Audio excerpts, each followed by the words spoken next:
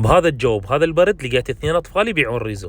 ريزو 2.5. اول شيء احكوا لي انتم شنو مطلعكم بهذا الليل؟ على مود نعين عائلتنا نبيع ريزو صاج.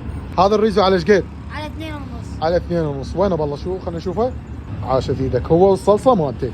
هذا منو يطبخ لكم اياه؟ أمي. ربي يعطيها الصحه والعافيه.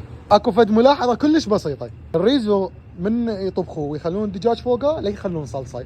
الصلصه شيلها وياك هنا ببطاله. تعرف ليش؟ على مود لا يضرب الماعون، لا تصير شويه بيه حموضه او شيء، لان تعرف انت العالم مو كلها انه تشتري من يمك بالليل او هاي. هسه خلينا نجرب ونعطي راينا بهذا الريزو مال الحجيه. نقول بسم الله ونجرب الريزو مال حسين وعلى.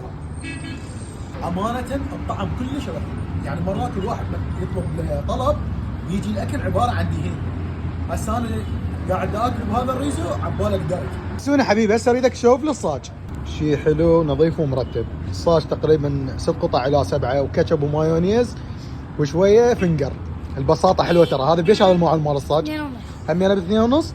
مناسبة مو بس احنا قاعد نبيع ريزو، احنا واخونا يفتر ورانا ويشيل كمية ويانا. بالشارع. واحد يعرضنا بالشارع.